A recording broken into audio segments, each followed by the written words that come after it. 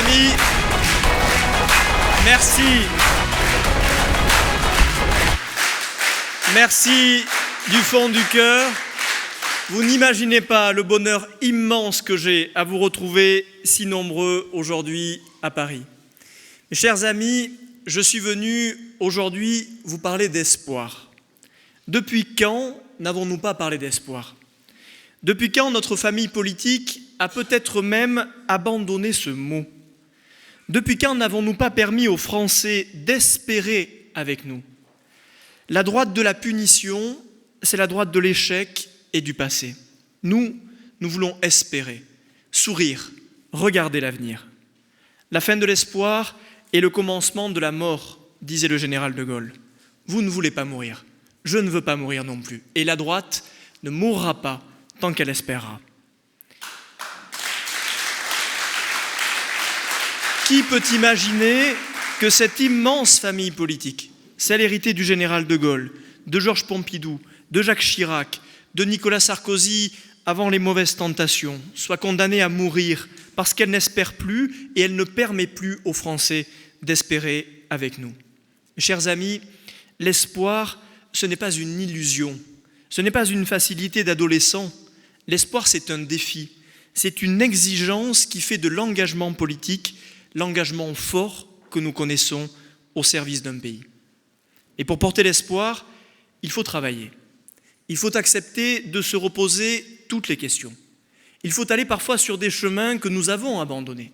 Il faut accepter d'imaginer.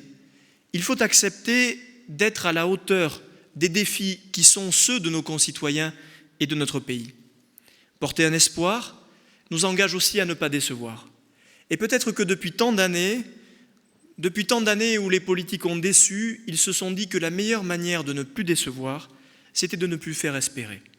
Nous voulons renouer avec ce qui a fait la grande idée de la politique depuis la nuit des temps, avec ce qui a toujours fait le gaullisme, l'espoir comme exigence, l'espoir comme cap, l'espoir comme passion. Oui, c'est bien plus difficile de porter un espoir que de se résigner à ne plus rien penser, à ne plus rien oser, à ne plus rien risquer et donc avec certitude, à ne plus rien réussir. Nous ne sommes pas engagés en politique pour gérer une rente, d'ailleurs qui n'existe plus. Nous ne sommes pas engagés en politique pour poursuivre une histoire qui serait seulement celle de nos échecs. Nous sommes engagés en politique pour avoir de belles conquêtes, pour nos concitoyens, pour nos idées et pour notre nation. Nous sommes engagés en politique pour relever les défis de notre temps. Nous sommes engagés en politique pour refuser de répéter toujours les mêmes rengaines, mécaniquement, parfois même un peu bêtement.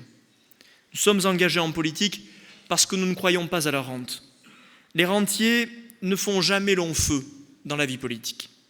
Ils vivotent, ils surnagent quelque temps, jusqu'à ce que les échecs soient de plus en plus nombreux et de plus en plus cinglants. Ils ne font jamais rien de grand parce qu'en vérité, ils n'espèrent plus rien de grand. Nous ne sommes pas des rentiers, nous sommes des aventuriers. Nous sommes peut-être même des conquérants.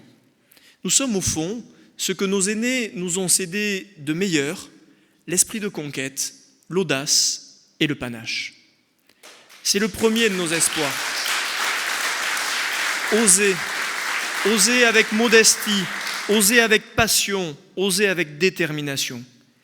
Incarner une droite qui ose bousculer, qui ose quitter des chemins éculés, épuisants et épuisés. Vous pensez vraiment que le général de Gaulle avait peur ? Vous pensez que Georges Pompidou, lorsqu'il ancra notre pays dans la modernité, avait peur ? Vous pensez que Philippe Séguin, lorsqu'il dénonce le Munich social, avait peur ? Vous pensez que Jacques Chirac, lorsqu'il prend le virage de la fracture sociale, qu'il ose aller parler à tous les Français, vous pensez qu'il avait peur ? Vous pensez que Nicolas Sarkozy, en 2007, qui casse tous les codes, qui parle à tous nos concitoyens, avait peur ? Vous pensez vraiment que la droite, c'est celle qui a peur ? Non, vous ne le pensez pas et je ne le pense pas non plus. Depuis quelques années, notre famille politique s'est comme endormie, assoupie. Elle a oublié de penser, elle a oublié de reparler aux Françaises et aux Français. Alors je vous propose tout simplement que nous la réveillons. tout simplement que nous la fassions sortir d'un long sommeil qui ne lui réussit pas et que nous puissions renouer avec ce qui nous a donné tant d'espoir par le passé, les conquêtes, les réussites et les victoires électorales. Mais porter un espoir, c'est aussi porter un idéal. Alors quel est l'idéal de la droite française? Nous connaissions l'idéal du général de Gaulle, il en avait fait sa vie au service de sa nation, de notre pays. Nous connaissions l'idéal d'un Georges Pompidou, d'un Jacques Chirac, sûrement aussi d'un Nicolas Sarkozy. Leur idéal avait le niveau de la France. Notre idéal, autant que notre espoir, c'est celui de retrouver ce chemin. Alors quel est l'idéal de la droite française? Interrogeons les Français. Demandons-leur ce que la droite incarne désormais. Je crains qu'elle n'incarne plus grand-chose. Je crains qu'elle ait perdu ce goût de l'absolu et ce goût de l'idéal. Je vous ne dis pas que je parviendrai seul à le retrouver en quelques semaines. Mais je suis convaincu que si nous nous y mettons toutes et tous, si nous retroussons nos manches, si nous y retrouvons le goût, si nous y avons la force, alors oui, nous pourrons dans quelques mois et quelques années redire aux Françaises et aux Français, qui qu'ils soient et d'où qu'ils viennent, que la droite a à nouveau un idéal et que cet idéal s'appelle la France. Le premier de nos espoirs, c'est l'idéal. Le second de nos espoirs, c'est le compagnonnage. Oui, le compagnonnage.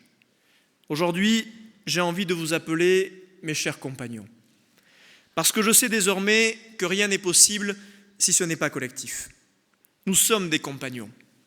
Vous n'imaginez pas ma fierté, mon bonheur, mais aussi la responsabilité que m'inspire aujourd'hui votre mobilisation impressionnante. J'ai grandi dans le Lot. J'ai grandi dans une terre qui n'a pas été simple. Dans ma vie politique, comme dans ma vie tout court, j'ai d'abord connu l'adversité avant de connaître la confiance. C'est mon histoire. Elle ne m'a pas quitté. Dans ma vie politique, j'ai souvent été seul contre tous. Oui, durant plus de 10 ans, presque 15, il m'a fallu batailler contre tout ce qui fait l'apparatchik local, contre tout ce qui fait les petites baronnies dans un département comme le mien.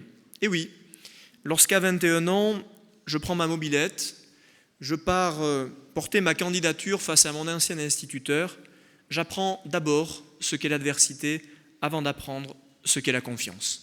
Oui, c'est vrai que cette vie politique-là, ce chemin-là, d'un enfant de la République qui a la chance et le bonheur aujourd'hui de servir son pays, m'a forgé un tempérament certain. Mais ces 14 années à exercer presque tous les mandats de la République m'ont aussi appris que dans la confiance, on réussissait toujours mieux. J'ai appris durant ces 14 années, comme maire, comme élu départemental, régional, comme député réélu, à prendre quelques coups. J'ai aussi appris à en donner quelques-uns. Tout cela fait partie du même apprentissage.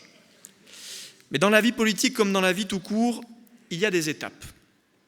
Il y a d'abord des élections et des réélections. Il y a des sérénités qui s'installent lorsque l'on sait que l'on est porté par la confiance de ses concitoyens. Il y a des amitiés qui, tout au long du chemin, vous donnent envie de mener les batailles ensemble.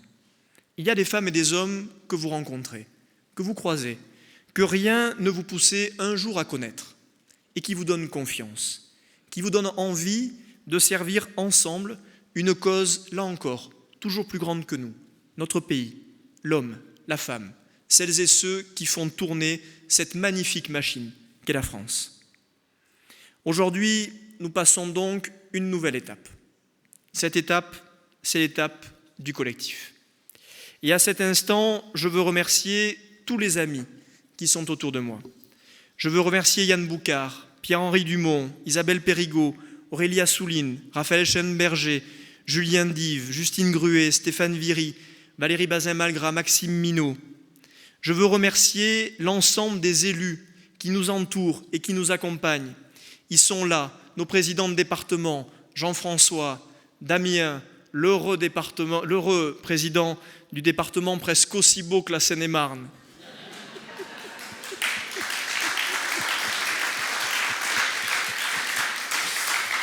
Je veux leur dire qu'ils me donnent une force incroyable. Je veux dire à tous les maires qui sont ici et qui nous ont adressé leur message, je veux leur dire que leurs encouragements, leur soutien est une force absolument précieuse. Je veux vous dire merci à vous tous.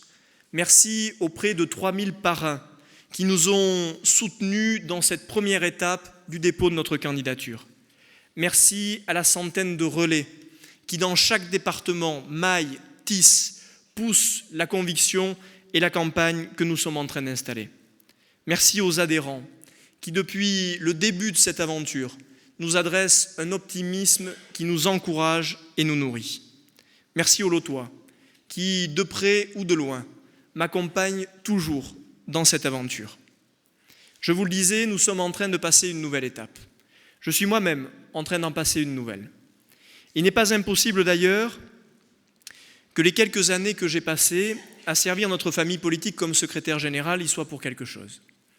Lorsque Christian Jacob, à qui je veux dire mon amitié, ma confiance et ma gratitude, m'a confié cette fonction de secrétaire général des Républicains, je lui ai d'abord dit non, parce que j'étais absolument convaincu que je n'étais pas fait pour le collectif. Sa réponse était une réponse encourageante. Il m'a dit « c'est vrai, tu as raison, mais tu vas apprendre ». Je crois qu'en l'espace de quelques années, avec vous toutes et avec vous tous, j'ai appris. J'ai appris avec nos aînés, avec ceux qui ont mené de magnifiques batailles dans les années passées, qui ont fait notre fierté et qui la font encore. J'ai appris et nous avons appris jusqu'à aujourd'hui avec toi, cher Michel Alliot-Marie. Merci beaucoup de ta présence, de ton soutien, qui est autant pour moi un bonheur qu'un honneur. Cher Michel Alliot-Marie, tu incarnes ce que notre vie politique a fait de plus beau. La fidélité, la solidité, la franchise et le gaullisme. Voilà des valeurs d'une incroyable modernité. Voilà des valeurs qui nous font un bien absolument fou. Voilà un enthousiasme qui démontre que les valeurs de l'âge ne cachent en rien la volonté, le sourire et la force d'aller de l'avant. Et puis, cher Michel Alliot-Marie, tu portes une autre valeur du gaullisme. Cette valeur, on l'oublie souvent et pourtant elle est essentielle. Cette valeur, c'est celle de la transmission. Nous sommes les héritiers d'une grande famille politique. Nous sommes les héritiers d'un grand pays. Il n'y a pas de suite ni d'avenir s'il n'y a pas de transmission. Et oui, cher Michel, par ta présence, par tes mots, par tes encouragements, tes soutiens et tes conseils depuis des années, tu participes à cette transmission. Transmettre, c'est sûrement ce qu'il y a de plus beau en politique, de plus difficile, de plus exigeant, mais de plus beau. Encore une fois, merci du fond du cœur, cher Michel Alliot-Marie.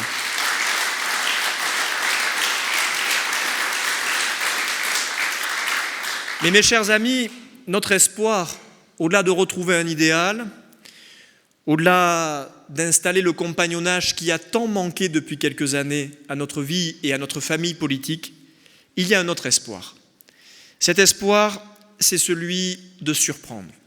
Oui, je n'aime pas la position de favori. Et pour tout vous dire, je n'ai jamais été élu lorsque j'étais favori. Ou plutôt, pour le dire autrement, à chaque fois que j'ai été candidat, je n'étais pas favori et j'ai été élu. Il paraît donc que nous ne sommes pas favoris. Eh bien, je vais vous faire une confidence. Plus je circule dans notre pays, plus je vais voir les adhérents, plus je rencontre fédération après fédération celles et ceux qui sont nos militants fidèles et solides, plus je me dis qu'en réalité, nous sommes en train de devenir les favoris. J'entends ici ou là une petite musique s'installer, celle selon laquelle nous faisons respirer cette campagne électorale. J'entends cette petite musique de celles et ceux qui, quelle que soit leur sensibilité politique rassemblée dans notre famille, nous disent qu'il est temps, il est grand temps de passer à autre chose. Oui, écrire une nouvelle page, c'est ce qui fait que nous allons vite passer du statut de favori au statut de gagnant.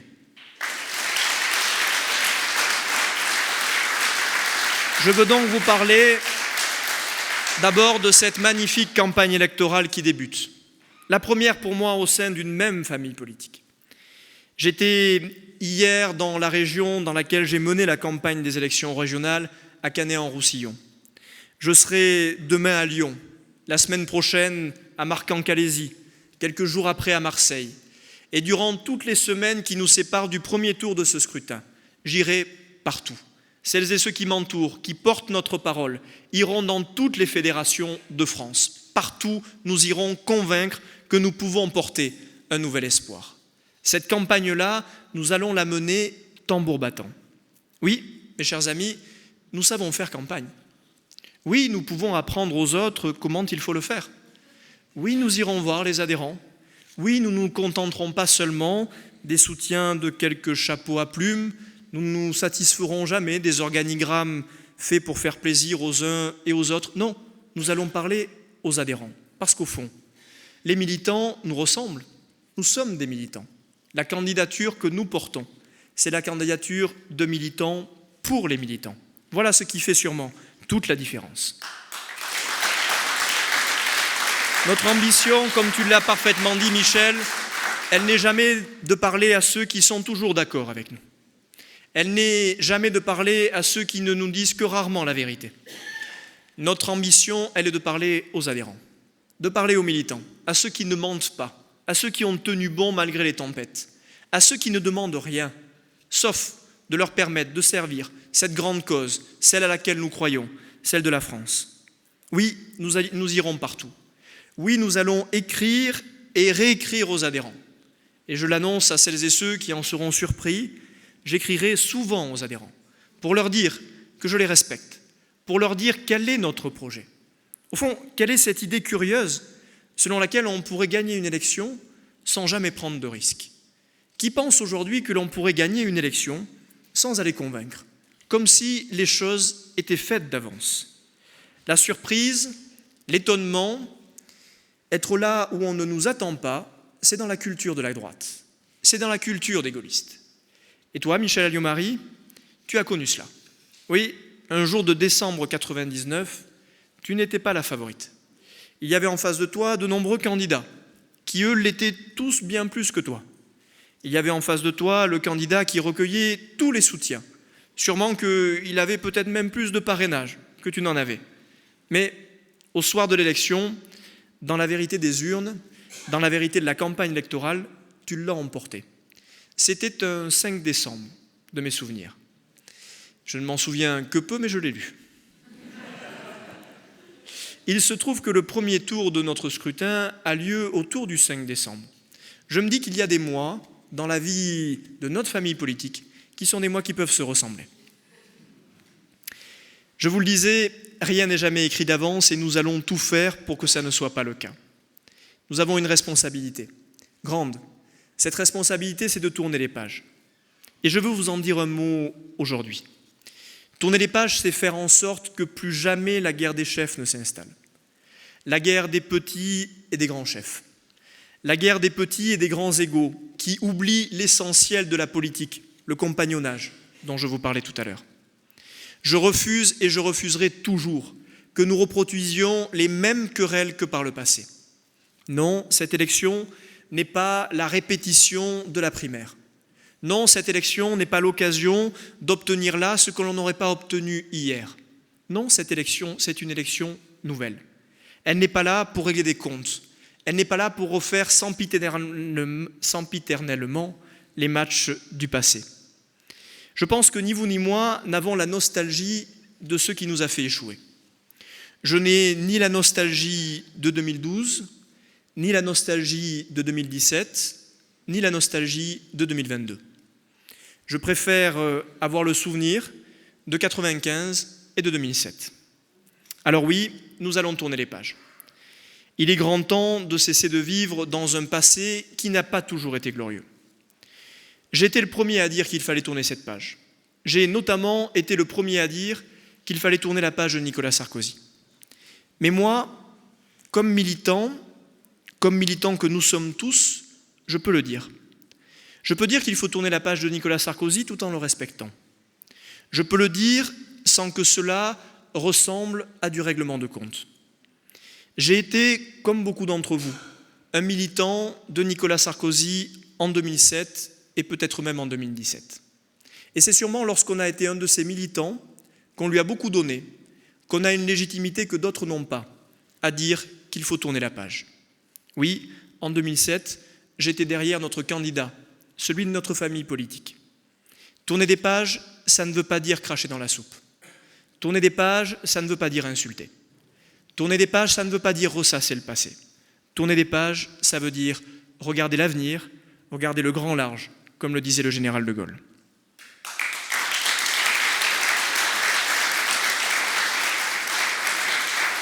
Tourner les pages, ça ne veut pas dire jeter le bébé avec l'eau du bain. J'étais immensément fier, enfant, de la campagne de 1995, celle qui ressemblait aux Français, celle qui rassemblait les Français. J'étais fier de l'exercice présidentiel de Jacques Chirac, du discours du Veldiv, que personne d'autre n'avait eu le courage de porter auparavant, de l'alerte que Jacques Chirac a lancée pour la planète lors du sommet de Johannesburg en 1999. J'ai été fier du nom puissant de la France face à la folie militaire des États-Unis d'Amérique en Irak. J'ai été fier de la campagne de Nicolas Sarkozy en 2007, qui bousculait et qui faisait de la valeur travail une valeur cardinale. J'ai été fier de sa gestion de la crise de 2008. Voilà pourquoi aujourd'hui, je sais dire que c'est notre héritage et qu'il faut savoir humblement, simplement et respectueusement passer à autre chose.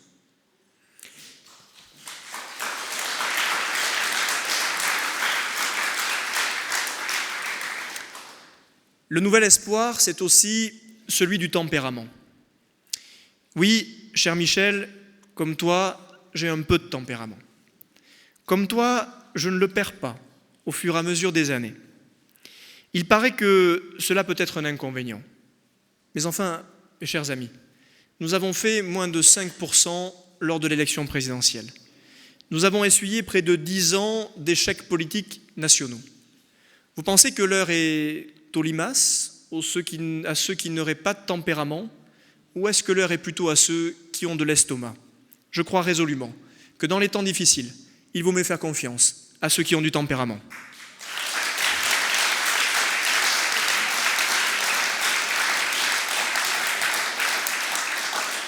Notre famille politique a toujours été faite de femmes et d'hommes qui avaient du caractère.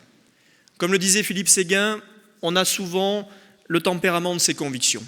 Et oui, nous avons des convictions solides, fidèles, qui n'ont pas varié au fur et à mesure du temps, qui ont toujours servi la même cause, celle du gaullisme. Alors oui, quand on croit à ces convictions-là, parce qu'elles sont fortes, on a aussi le tempérament qui va avec.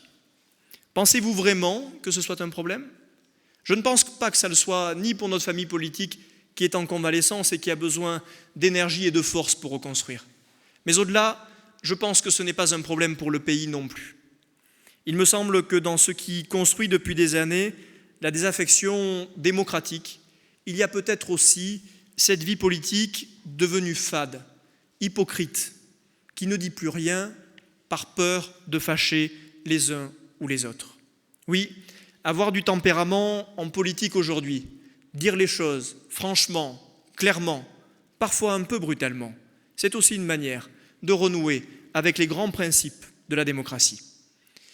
Vous l'avez vécu comme moi depuis des années. Nous l'avons vécu à l'Assemblée nationale. Il est grand temps que notre famille politique puisse tenir tête à ceux qui déversent un tempérament souvent hurleur dans les débats parlementaires. Il est grand temps que nous aussi, nous ne soyons pas les effacés du débat politique. Et nous dirons les choses avec la même détermination, avec la même fermeté, mais sûrement avec un peu plus d'intelligence. Pour réhabiliter la valeur du débat démocratique, il faut des convictions, il faut de l'espoir et il faut ce tempérament. Mais pour reconstruire notre famille politique, il faut encore plus que cela. Il faut aujourd'hui avoir l'audace de tout changer. Oui, oser tout changer. Certains se diront peut-être que le meilleur risque, c'est de n'en prendre aucun. Cela vaut peut-être quand vous êtes à plus de 50% dans les urnes. Ce n'est plus exactement notre cas. Lorsqu'on essuie les échecs que nous avons essuyés, Le seul risque, ce serait de n'en prendre aucun. La seule folie, ce serait de vouloir ajuster la machine, de vouloir faire quelques petits réglages. Lorsque le malade est si malade, il faut plus qu'un petit traitement. Il faut un traitement de choc. Ce traitement de choc, ce traitement de fond, fidèle à notre héritage et à nos convictions, c'est celui que je vous propose. C'est celui que nous allons porter et qui va nous redonner une force, une espérance et des victoires à venir. Notre espoir, Michel l'a longuement dit tout à l'heure, c'est celui de rassembler les Français. Depuis quand avons-nous perdu cette ambition d'être un grand mouvement populaire ? Le mouvement populaire, c'est celui qui parle à tous les Français. En 1995, Jacques Chirac avait parmi ses premiers soutiens autant les éboueurs de Paris que les paysans de Corrèze, que certains grands patrons du CAC 40. Il était capable, dans une même salle, de réunir les trois dont je vous parlais à l'instant. Oui, à cette époque-là, la droite était populaire. Oui, vous étiez quelques-uns à mener cette campagne. Vous étiez fiers d'aller dans les rues de Paris, dans les rues de Corrèze, dans les rues du Lot, pour dire que vous étiez chiracien, pour dire que le RPR était ce grand mouvement qui demain allait changer la vie de nos concitoyens. Oui, en 2007, nous avons été fiers. Fiers de pouvoir parler autant aux ouvriers de chez Michelin qu'aux enseignants, qu'à quelques grands patrons d'entreprise. Parce que nous étions un beau et grand mouvement populaire. Depuis lors, nous avons fait d'autres choix. Ceux des petites parts de marché électorales. Nous sommes dit progressivement, au détour de nombreuses réunions, auxquelles Michel assistait d'ailleurs, et souvent à l'exprimer son désaccord, que nous n'allions plus parler à tout un tas de Français, parce que nous n'avions plus rien à leur dire. Et c'est comme cela, progressivement, que nous n'avons plus parlé aux jeunes, que nous n'avons presque plus parlé à nos agriculteurs, que nous n'avons plus parlé aux ouvriers, plus parlé aux enseignants, bref, plus parlé à quasiment personne. La première de nos ambitions doit être demain de redevenir ce mouvement populaire qui parle à chaque Française et à chaque Français. La seule droite que je connaisse, ce n'est pas la droite libérale, la droite conservatrice, la droite étatiste, la vraie droite ou la fausse droite, celle qui serait dure ou celle qui serait molle. Non, la seule que je connaisse, c'est la droite populaire. C'est la droite qui rassemble, qui renoue avec l'immense ambition qui est l'ambition du gaullisme. Être un mouvement populaire,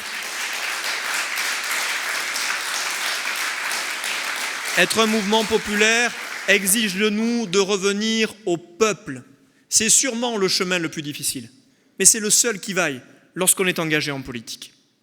Et je laisse donc à ceux dont les espoirs sont petits, dont les ambitions sont petites, le soin de réduire la droite. Nous n'allons pas la réduire, nous allons l'agrandir à la hauteur de la seule ambition qui vaut, celle de notre propre pays. Mais parler à tous les Français, cela veut dire aussi leur parler de tous les sujets. Qu'avons-nous à dire de nouveau à des concitoyens qui sont déroutés, déboussolés, souvent en perte de nombreuses dignités? Nous n'avons plus grand-chose à leur dire. Alors oui, nous allons reparler du rétablissement de l'autorité. Nous allons dire que désormais, aucun titre de séjour dans notre pays ne peut être automatiquement délivré. Que désormais, tous les titres de séjour doivent devenir probatoires, parce qu'il y a une règle simple dans ce pays. Cette règle, c'est l'assimilation. Oui, vous ne pouvez pas être assimilé au pays si vous ne parlez pas le français. Alors vous aurez une année pour apprendre à parler la langue, et c'est une magnifique langue qui mérite d'être apprise. Vous aurez une année pour passer un diplôme, une qualification, obtenir un emploi dont nous avons besoin dans notre pays, parce que la vérité, c'est que vous ne pouvez pas être assimilé si vous ne travaillez pas dans notre propre pays. Et oui, la règle sera simple. Si vous aimez la France, si vous la respectez, elle vous accueillera et elle vous donnera une chance. Si en revanche, vous ne la respectez pas, si vous commettez le moindre délit, le moindre crime, alors vous serez reconduit à la frontière. Ces sujets-là sont des sujets dont nous parlons souvent, mais sur lesquels les Français n'attendent pas seulement des déclarations tonitruantes. Ce sont des sujets sur lesquels les Français attendent des actes clairs, forts. Alors ne comptez pas sur moi pour hurler avec la meute. Comptez sur moi pour faire des propositions sérieuses, solides. C'est la seule manière pour convaincre à nouveau nos concitoyens de nous faire confiance. Nous parlerons du rétablissement de l'autorité en matière de sécurité publique. Ne comptez pas sur moi non plus pour faire la course à l'échalote de l'augmentation des peines. Ce que je souhaite, comme beaucoup de nos concitoyens, n'est pas que les peines soient augmentées, mais qu'elles soient appliquées. Ce que nous porterons demain, c'est l'ambition d'une droite ferme, d'une droite capable de dire que lorsqu'il y a une faute, elle est punie, point, à la ligne. La droite ferme, c'est aussi celle qui rétablira toutes les valeurs et tous les principes de la République, au premier rang desquels la laïcité. Oui, nous sommes les héritiers d'un grand principe qui a impressionné le monde. Ce grand principe, c'est celui de la laïcité. Celui qui fait qu'il y a des lieux sacrés dans lesquels nous ne voulons pas savoir quelle est la foi pratiquée par les uns et par les autres. Oui, nous sommes les héritiers de ceux qui ont toujours considéré qu'à l'école, dans nos collèges, dans nos lycées, sûrement même dans nos universités, on ne devait pas être reconnu au premier coup d'œil par la tenue que l'on porte, plus encore lorsque c'est une tenue religieuse, mais que l'on devait être reconnu pour ses efforts, ses mérites, sa capacité à travailler et à penser librement. Je fais partie de ceux qui pensent que nous avons beaucoup renoncé depuis de nombreuses années. Souvenez-vous de cette phrase de François Mitterrand qui expliquait déjà à l'époque que ce n'était pas un petit voile sur la tête d'une petite fille qui allait menacer la République. Il avait déjà tort. Oui, le moindre de ces symboles, le moindre de ces gestes est une attaque en règle contre ceux qui fondent à la fois notre pays, notre civilisation et notre République. Oui, les petits renoncements et les grandes lâchetés ont toujours préparé les grands naufrages. Il est grand temps, sur un sujet aussi essentiel, de ne rien nier, de ne rien cacher et d'agir de toutes nos forces. Nous serons demain le parti de droite qui rappellera inlassablement, avec la plus grande des déterminations, qu'il n'y a rien de plus beau que la laïcité. Notre famille politique, c'est aussi celle qui parle de sujets dont nous ne parlons plus. Oui, notre famille politique, elle parlera demain d'écologie. Rendez-vous compte à quel point, en l'espace de quelques années, nous avons laissé à d'autres, les plus furieux, une ambition qui pourtant était celle de notre famille politique. Le Premier ministre de l'Environnement, c'est Georges Pompidou qui l'installe. Les Grenelles de l'environnement, c'est notre famille politique. Le discours de Johannesburg, c'est Jacques Chirac. Notre famille politique a toujours été aux avant-postes de ce qu'était le respect de l'environnement et de notre planète. Mais depuis lors, nous avons abandonné ce sujet pourtant essentiel aux plus excités, dont je n'ai pas besoin de citer le nom. Alors il y a deux solutions. Ou nous considérons que ce n'est pas un sujet, et nous ne parlerons plus à la grande majorité de nos concitoyens, ou nous considérons que ce n'est plus un sujet et nous ne serons pas fidèles à ce qu'a toujours été notre histoire et nos valeurs politiques, ou bien nous partons à la conquête. Et je dois vous dire que j'attends avec une impatience certaine de pouvoir partir à la conquête sur un terrain qui est occupé par Madame Rousseau et quelques autres. Je n'ai pas peur de Madame Rousseau, je n'ai pas peur de ses acolytes. Et demain, c'est sur le terrain qui est le sien que nous allons mener la bataille. Alors oui, nous allons parler d'écologie. Oui, nous allons fonder un conseil environnemental et écologique rattaché à notre famille politique. Et nous allons parler de deux sujets absolument stratégiques en matière environnementale. Nous allons parler de l'eau. Oui, mes chers amis, nous allons parler de l'eau. De l'eau qui, dans notre pays, est gaspillée en matière d'eau potable entre 20 et 40%. Nous gaspillons entre 20 et 40% de l'eau potable avant même qu'elle arrive à notre robinet. Nous sommes un pays dans lequel on retraite moins de 4% des eaux usées, là où l'Israël retraite plus de 94% de ses eaux usées pour irriguer son agriculture. Oui, nous sommes dans un pays qui a oublié que la question de l'accès à l'eau était la première question environnementale. Alors oui, nous allons travailler sur ce sujet. Nous allons en parler aux Françaises et aux Français. Et nous deviendrons demain le premier parti de France qui fera de la question de l'eau une question absolument stratégique. Et croyez-moi, nous n'aurons pas de mal à expliquer aux Français qu'en matière environnementale, l'enjeu de l'eau est autrement plus important que celui des barbecues, des piscines individuelles ou des sapins de Noël sur nos places de village.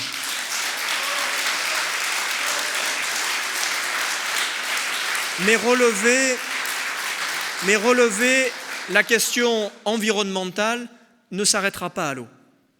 Si nous voulons demain donner à notre planète un autre avenir, il nous faudra aussi interroger la société d'hyperconsommation. Oui, j'ose vous en parler. Lorsque Georges Pompidou devient président de la République, il fait son tout premier déplacement dans son Cantal natal, à Saint-Flour. Il est là dans une immense assemblée générale du syndicat agricole de l'époque. Sont là installés des tracteurs, dernier cri, américains la plupart du temps. Nous sommes à une époque où la société de l'abondance, la société de l'hyperconsommation commence à apparaître. Nous sommes là dans une époque où chaque Française, chaque Français veut sa télévision, sa voiture, son lave-vaisselle et son lave-linge. Et Georges Pompidou osa à cette époque-là, devant l'Assemblée générale des agriculteurs fascinés par les nouveaux tracteurs, leur dire « Mes chers amis, ce que nous avons sous nos yeux, cette société mondialisée, ce commerce mondialisé, c'est à la fois notre chance et peut-être notre perte. » Ce message-là, c'était celui de Georges Pompidou. Pas d'un affreux altermondialiste, pas d'un gauchiste en puissance, non, d'un homme gaulliste qui savait que la richesse économique se produit d'abord à proximité, qui savait que la plus belle des économies, c'était celle qui était enracinée, et qui savait que la mondialisation pouvait être autant une promesse qu'un défi lancé à chaque individu de notre nation. Oui, Georges Pompidou avait raison, déjà à son époque, de dire que le grand chemin de la droite, qui respecte toujours plus les individus que le consommateur, était de faire en sorte que nous trouvions des équilibres dans notre modèle économique et dans notre société. Nous sommes à une époque où plusieurs d'entre nous allons sûrement porter des t-shirts 2 fois dans notre vie. Les mêmes t-shirts qui auront été produits au Pakistan, à des coûts défiant toute concurrence, dans des conditions humaines insupportables et dans des conditions concurrentielles qui abîment notre économie et notre savoir-faire national et européen. Alors oui, je refuse que ce soit les altermondialistes qui posent seuls la question des affres de la mondialisation et du défi qui est celui de la société d'hyperconsommation. C'est à la droite gaulliste, c'est à la droite conservatrice de tenir ce discours-là, à celle qui sait que l'on a un bel héritage, que oui, l'enjeu environnemental demain, il est autant dans la question de l'eau que dans la question de la mondialisation. Notre famille politique, c'est celle qui doit parler de l'école. Qu'avons-nous à dire de nouveau en matière d'éducation ? Nous avons une école qui n'a jamais autant abandonné l'excellence que depuis 15 ans. Nous avons une école qui n'a jamais autant reproduit les origines sociales que depuis 15 ans. Nous avons une école dans laquelle nos enseignants, ceux qui sont les premiers représentants de la République devant nos enfants, sont tous les jours confrontés à des communautarismes, à un effondrement de l'autorité qui les fait désespérer. Comment avons-nous pu ne plus parler à nos enseignants ? Comment avons-nous pu, nous, la droite républicaine, ne plus dire à nos enseignants, qui sont les premiers confrontés à l'effondrement de l'autorité, que nous croyons au rétablissement de l'autorité ? Comment avons-nous pu ne plus dire à nos enseignants, qui tous les jours voient à quel point les communautarismes en tout genre, l'islamisme radical, ne permet même plus d'enseigner la Shoah ? C'est à nous, les garants de la laïcité, les garants de notre histoire nationale, de parler à nouveau à nos enseignants. J'ai été maire durant des années et j'ai toujours été absolument frappé de voir que nos salles de classe devenaient de plus en plus le reflet des différences. J'ai été frappé, comme maire, durant des années, de constater qu'en rentrant dans une salle de classe, j'étais capable au premier coup d'œil de plus en plus de repérer l'enfant venu d'un milieu modeste et celui venu d'un milieu plus favorisé. J'étais capable de revendiquer, de voir, de percevoir sur la tenue vestimentaire de chaque enfant, parfois même des messages de revendication politique, alors qu'ils avaient 7 ou 8 ans. J'ai vu, dans mon école, des enfants sur lesquels, au premier coup d'œil, je pouvais repérer la confession religieuse de leurs parents. Cette expérience-là, elle m'a marqué, beaucoup marqué. Et depuis de nombreuses années, j'ai toujours réfléchi à cette question. Mes chers amis, je veux vous dire que désormais, Je crois qu'il est temps d'avoir une tenue vestimentaire unique pour l'ensemble des enfants qui passent par notre école, nos collèges et nos lycées. Ne voyez pas dans ce que je vous dis une nostalgie quelconque d'une époque passée. Ne voyez pas dans ce que je vous dis le retour de la blouse qui fait rêver tous ceux qui vivent dans un passé très passéiste. Voyez simplement dans mon message et ma proposition une volonté d'aller vite et fort. Oui, je souhaite que demain, dans nos écoles, dans nos collèges et nos lycées, nous puissions repérer les enfants, non pas selon leur tenue, quelle qu'elle soit, mais selon leur mérite. Alors oui, je vous proposerai dans les jours qui viennent qu'en votre nom, au nom de notre famille politique, nous soyons ceux qui défendions l'idée d'une tenue vestimentaire républicaine dans nos établissements scolaires. Notre famille politique, c'est aussi celle qui doit à nouveau parler de la question de la souveraineté. Pas seulement en sautant sur son fauteuil et en prononçant de grandes phrases, mais en passant aux actes. Nous avons perdu toutes nos souverainetés. Nous avons perdu notre souveraineté alimentaire, celle qui a fait la puissance économique, diplomatique de notre pays durant des siècles et des décennies. Nous avons perdu notre souveraineté énergétique en l'abandonnant à nos amis allemands, en l'abandonnant aux écologistes intégristes qui, depuis des années, pour des raisons politiques, nous poussent à abandonner la filière nucléaire. Oui, il y a eu d'immenses lâchetés, celle d'Emmanuel Macron, celle de son gouvernement, celle de François Hollande avant lui, qui ont pillé ce qui était notre bien le plus précieux depuis le général de Gaulle et Georges Pompidou, notre souveraineté énergétique grâce au nucléaire. Nous devons nous battre de toutes nos forces pour réhabiliter l'industrie nucléaire, pour réanimer nos centrales nucléaires, pour reformer celles et ceux qui demain seront nos ingénieurs, nos techniciens et qui permettront de retrouver la force de cette filière. Mais il nous faut aussi poser une autre question, peut-être plus grave et plus essentielle encore. Nous sommes aujourd'hui soumis principalement, exclusivement au marché européen de l'électricité. Ce marché européen de l'électricité, je ne le vous décrirai pas aujourd'hui. Ce que je peux simplement vous dire, c'est qu'il n'y a rien de plus absurde, ubuesque et pénalisant que cette organisation-là. Dans ce marché européen de l'électricité, nous avons accepté de devenir ultra-dépendants de toutes celles et ceux qui, en Europe, sont bien moins exemplaires que nous. Par ce marché européen de l'électricité, nous acceptons aujourd'hui d'acheter à prix d'or de l'électricité que nous étions, il y a quelques années, capables de produire à un coût extrêmement bas. Avec ce marché européen de l'électricité, nous avons accepté de soumettre une matière essentielle, l'énergie, à la spéculation boursière. Nous sommes des gaullistes. Les gaullistes n'ont jamais ni été béats face à la mondialisation, ni été béats face aux places boursières. Je ne suis pas fasciné par la bourse. Et je suis encore moins fasciné par la bourse lorsqu'elle joue avec l'électricité, avec des matières aussi essentielles que l'accès à l'énergie. Alors oui, je pense qu'il est temps de casser le marché européen de l'électricité. Oui, je pense qu'il est temps d'être fortement, puissamment gaulliste sur cette question.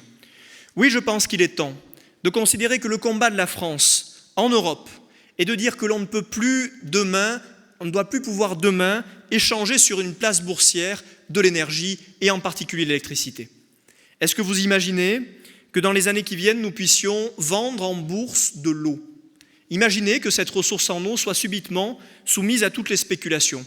Imaginez les désordres nationaux et mondiaux que cela produirait. Il se passe exactement la même chose avec l'électricité. Alors oui, j'assume de vous dire, en gaulliste, que nous devons désormais mettre les pieds dans le plat, qu'il faut casser le marché européen de l'électricité et défendre au niveau européen et mondial le fait que l'énergie, que l'électricité ne peut plus être soumise aux spéculations boursières. Notre souveraineté, c'est aussi et peut-être même surtout notre souveraineté juridique. Nous avons abandonné progressivement ce qui faisait l'essentiel de notre capacité à transformer notre propre droit national. On parle souvent de la Commission, de la Cour européenne des droits de l'homme, et on a raison. On a raison de s'inquiéter des intrusions forcées qu'elle peut faire dans notre droit national. Mais on oublie souvent de se dire que l'essentiel de cette perte de souveraineté juridique vient de la Commission européenne. Vous l'avez vu depuis quelques années, quelques semaines et quelques mois. Comment peut-on accepter, lorsque l'on est gaulliste, qu'une présidente de Commission européenne désormais donne le la de l'essentiel du droit de nos nations et même de nos orientations de civilisation? C'est insupportable et nous devons désormais le dénoncer avec fermeté.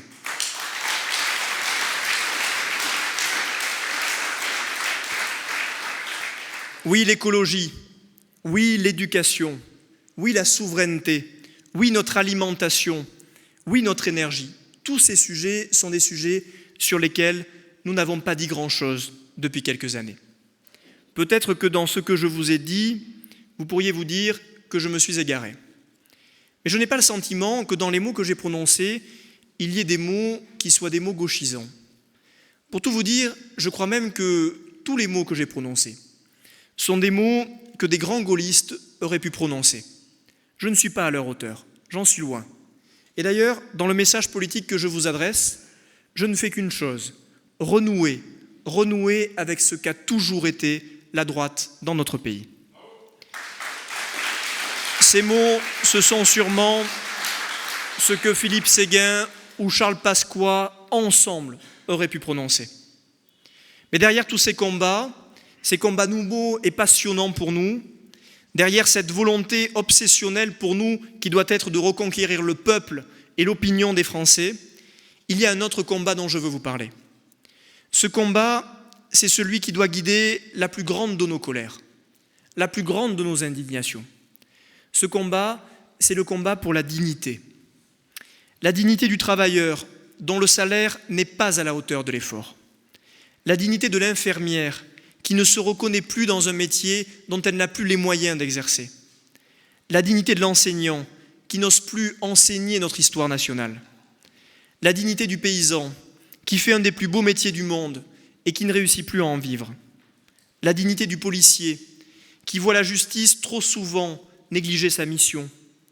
La dignité de la maman, de cet enfant autiste qui ne trouve et ne trouvera pas d'école pour accueillir son fils.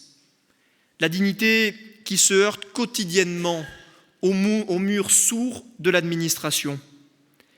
La dignité du citoyen qui a perdu toute liberté au sens de la responsabilité. La dignité de ce citoyen à qui on explique désormais comment il doit se laver les mains, combien de fois il doit le faire dans la journée. Ce citoyen à qui l'on explique comment il doit s'habiller, comment il doit sécher son linge et ce qu'il doit manger. Oui, ce citoyen-là, parce qu'on ne lui donne plus toute sa liberté, il perd sa dignité. La dignité du père de famille qui se demande comment il va pouvoir chauffer sa maison dans les semaines qui viennent. La dignité de ce fonctionnaire qui ne se sent plus à l'aise dans la fonction pourtant noble qui est la sienne. La dignité du chef d'entreprise qui croule sous une fiscalité et des normes devenues absurdes. Oui, il est temps de redonner à chacun de ces Français une dignité. Depuis quelques années, nous avons sûrement pensé par erreur que ce qui intéressait, préoccupait le plus les Français étaient les grands discours politiques. Non, ce qui préoccupe les Français, ce sont les blessures du quotidien. Oui, ce qui fait la noblesse de la politique, ce n'est pas de faire des grandes déclarations. Ce qui fait la noblesse de la politique, c'est d'apporter des réponses à toutes ces petites blessures qui, au final, font de grandes blessures. Oui, il est temps de tourner cette page et ce totem de toutes les dignités que nous avons négligées. Oui, il est temps aussi peut-être de tourner une autre page, celle d'une réforme des retraites qui vise, à mon sens, à punir les Français qui travaillent le plus dur.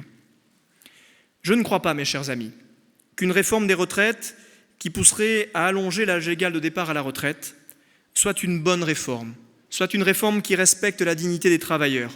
Je ne crois pas que ce soit le bon message que la droite populaire ait à adresser au pays. Quand on croit à l'effort, quand on croit au mérite, quand on croit au travail, on ne peut pas aller voir un travailleur qui, dès ses 20 ans, a commencé à travailler durement et laborieusement, en lui disant que son seul avenir, c'est de finir les 10 dernières années de sa carrière professionnelle en invalidité. Lorsqu'on respecte l'effort et le travail, on ne va pas punir les Français les plus méritants de ce que le politique a été incapable de gérer et de solutionner par ailleurs. Lorsqu'on croit à l'effort, au mérite et à la dignité de celui qui travaille, on est capable de dire une chose simple. Si tu as commencé à travailler tôt, tu finiras tôt. Si tu as commencé à travailler plus tard, alors tu termineras plus tard.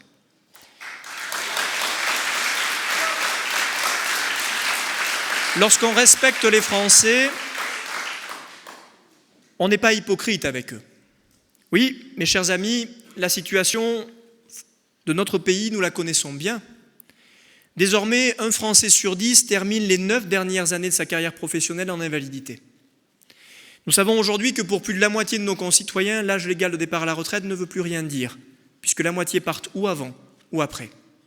Et nous serions les seuls à nous obséder à vouloir reporter l'âge légal de départ à la retraite, malgré ce que je viens de vous dire. Je pense qu'il nous faut changer de position. Je pense que lorsqu'on est réformateur, on accepte de regarder lucidement les choses. Que lorsqu'on est réformateur, on compte bien. On compte notamment si bien que l'on sait dire que reporter l'âge légal de départ à la retraite à 65 ans permet de faire gagner au système 20 milliards d'euros. Mais que de ces 20 milliards d'euros, il faut retrancher près de 8 milliards d'euros liés aux pensions d'invalidité, à l'explosion des pensions dont je vous parlais tout à l'heure. Et donc au final, la réforme des retraites à 65 ans, c'est au mieux 10 milliards d'euros pour alimenter le système. Lorsqu'on est honnête avec nos concitoyens, on leur dit à quoi vont servir ces 10 milliards d'euros. Pas du tout à équilibrer le régime de retraite. La vérité, c'est que cette réforme-là, d'ailleurs le président de la République l'a dit, a une vocation, nourrir les déficits publics que nous n'avons pas su régler par ailleurs. Alors je vous propose que nous commencions par le début. Le début, c'est de faire le ménage dans les centaines d'agences de l'État qui nous coûtent 20 milliards d'euros par an pour rien, quasiment pour rien. Le ménage, c'est vérifier comment est utilisée l'aide médicale d'État qui explose d'année en année. C'est 1 milliard d'euros chaque année. Lorsque l'on est juste, on fait le ménage dans les régimes de retraite eux-mêmes. On travaille par exemple à l'alignement du privé sur le public. Bref, lorsqu'on est un courageux réformateur, on ne va pas taper là où c'est le plus facile, sur les travailleurs. Lorsqu'on est un courageux réformateur, on commence à faire le ménage dans nos propres déficits publics et ensuite, on va demander aux Français de faire un effort supplémentaire.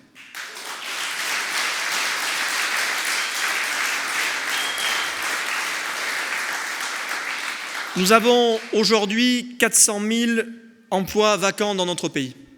400 000 emplois qui ne trouvent pas preneur, malgré une situation économique qui n'a jamais été aussi difficile et qui s'annonce pire encore. Alors travaillons sur ce sujet. Proposons demain que l'on ne puisse plus refuser un emploi de moins de 6 mois à 30 km de chez soi, parce qu'il est temps de remettre tout le monde au travail. Notre pays en a absolument besoin. Oui, menons demain les véritables réformes dont nous avons besoin, et ensuite on ira s'acheter un galon de réformateur en tapant sur les travailleurs du quotidien. J'ai conscience que ce message-là, ce discours-là, peut perturber. Et sauf que si depuis 10 ans, nous perdons les élections, c'est peut-être parce que nous répétons depuis 10 ans exactement les mêmes choses. J'entends déjà ici ou là que l'on me mettra en garde, en me disant « tu ne devrais pas mettre les pieds dans le plat ». Je pouvais peut-être entendre cela lorsque nous espérions être au deuxième tour de l'élection présidentielle. Mais je considère que désormais, la vraie responsabilité, la vraie nécessité vitale, c'est de mettre les pieds dans le plat. Oui, la droite populaire, demain, elle doit dire que la vraie réforme des retraites, c'est celle qui joue sur la durée de cotisation. Oui, la droite républicaine, elle doit dire demain que chacun de nos concitoyens qui travaille dur aura droit à une retraite digne. Ce sujet-là, ce message-là, c'est un message que nous devons porter ensemble.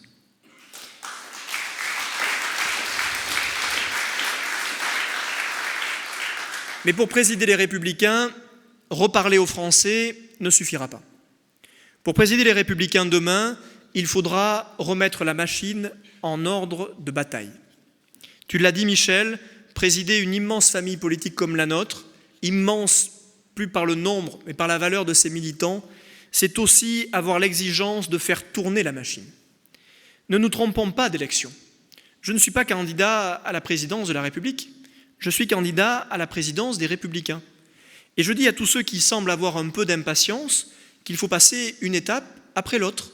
Ne confondons pas les élections, je ne les confonds pas du tout.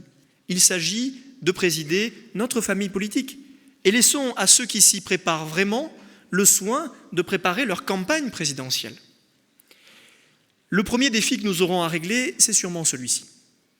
Au-delà de la démocratie que nous voulons remettre à tous les étages de ce parti, au-delà du fait que nous voulons vous consulter autrement que pour des questions auxquelles nous avons déjà les réponses, comme la constitution de la liste aux européennes, qui est une question fondamentale, nous vous consulterons sur tous les grands actes de transformation de notre parti. Oui, nous serons demain un parti qui reviendra au devant des Français. J'ai pris l'engagement, dès le mois de janvier, de refaire le tour de toutes les fédérations de France. J'irai dans les usines, dans les supermarchés, sur nos exploitations agricoles, pour dire que les Républicains sont là pour entendre, écouter nos concitoyens. Oui, le futur président des Républicains, c'est celui qui, durant une année d'états généraux de la droite, redit aux Françaises et aux Français que nous existons et que nous voulons leur venir en aide. J'irai dire aussi que nous allons en effet définitivement enterrer la primaire. Et je crois être peut-être le seul à pouvoir légitimement le dire. Le seul parce que, d'abord, je n'ai jamais défendu la primaire. J'étais, avec Michel, un de ceux qui, dans nos instances nationales, ont toujours bataillé pour que nous n'ayons pas de primaire. Le point commun que mes deux amis et concurrents ont, c'est qu'eux ont toujours défendu la primaire. La différence que j'ai avec eux, c'est que je n'y ai jamais cru et que je n'y croirai jamais. La primaire, c'est une machine à faire semblant. Oui, pendant quelques semaines, chacun fait semblant. Chacun fait semblant de se réunir. Chacun fait semblant de s'aimer. Mais pour avoir vécu ça de l'intérieur, la réalité, c'est que la primaire, elle fabrique les rivalités. Elle les nourrit insidieusement, sourdement, mais puissamment. Je ne veux plus que nous ayons derrière notre candidat des divisions masquées et des divisions profondes. Je ne veux plus de la primaire non plus parce que je crois qu'elle ne prépare pas bien à la présidentielle. Se préparer, aller devant le peuple, nécessite autre chose qu'une course à la primaire. Cela nécessite de reprendre maille avec le pays. Cela nécessite parfois de se taire un peu. La primaire, elle ne pousse pas à se taire. La primaire, ce n'est pas une machine à vous faire dire des choses intelligentes. Oui, je ne crois pas que la primaire est la moindre des qualités. Enfin, la primaire, elle cache beaucoup de faiblesses, notamment la première des faiblesses, celle de ne pas avoir réussi entre nous à se choisir un chef. Les gaullistes ont toujours su se choisir un chef. Est-ce que ce fut facile? Non, jamais. Et ceux qui prétendent que hier il y avait des candidats absolument naturels refont un peu l'histoire. Il n'y a jamais vraiment eu de candidat naturel. Ils ont toujours dû s'imposer. Et c'est ce chemin-là qu'il nous faut retrouver. Le premier acte sera de supprimer définitivement la primaire. Le deuxième acte sera de vous dire par quoi nous la remplaçons. Parce que là encore, c'est un peu court de vous dire qu'on ne fait plus de primaire si l'on ne vous dit pas par quoi nous la remplaçons. Alors nous avons une proposition simple. Nous proposerons au bureau politique qui demain sera représentatif de toutes nos sensibilités de faire une proposition. Oui, nous demanderons au bureau politique de mettre dans une salle aussi longtemps que nécessaire tous les prétendants qui se sentent pousser des ailes pour qu'ils se parlent et qu'ils se rappellent que l'enjeu d'une présidentielle, ce n'est pas de se faire connaître, ce n'est pas de se dresser du col. L'enjeu d'une présidentielle, c'est de servir la France. Oui, nous proposerons que le bureau politique soit le lieu dans lequel on fasse déjà une première discussion. Et puis c'est vous les adhérents qui ensuite voterez sur la proposition que nous vous ferons. C'est vous les adhérents qui nous direz si ce candidat retient votre accord ou pas. Cette méthode-là n'est pas très originale, c'est la méthode des gaullistes. C'est la méthode qui a souvent dominé à la désignation d'un de nos candidats. Au-delà de la méthode, il faut un calendrier. Si nous ne voulons pas de primaire, si nous voulons un système de désignation, nous ne voulons pas non plus que tout cela soit fait dans la précipitation. Je pense que c'est une folie absolue de vouloir choisir et désigner notre candidat à la présidentielle dès l'année prochaine. Il y a une limite entre le choisir trop tard et le choisir beaucoup trop tôt. Vous avez vécu comme moi l'expérience de la campagne de François Fillon. Vous avez vécu comme moi l'expérience de la campagne de Valérie Pécresse.